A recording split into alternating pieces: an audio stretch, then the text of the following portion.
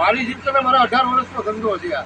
મને ખબર છે કોઈ સુખી નથી થયો. એટલે સુખી થયો હોય તો મકાન બનાવ્યું હોય, ઘર દાગીના બનાવ્યું હોય, એનો ધણી આવી છે તો વાવાઝોડામાં વયો ગયો. આ ધંધાની રીત છે, કર્મ છે આ બધા કર્મ.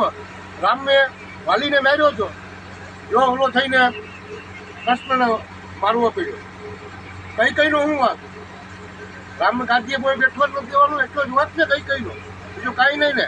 તો 14 વર્ષનું વનવાસ, 14 વર્ષનું વનવાસ. અમુક કોઈ બધું આ બધું કર્મના અધીન છે. હું કહીશ ને કે જેસી કરની બેસી ભરની, અહીંયા આવું ભોગવવું પડે. એટલે સંતો જાગી જાગીને કહે કે તમે આવું કરોમાં.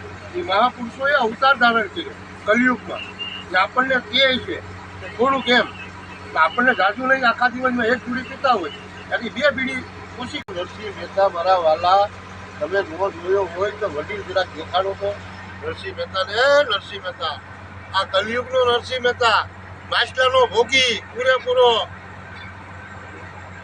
આવી દારૂ દેખાડવી ને કેટલા ઘરા બેસલાના કાપવા.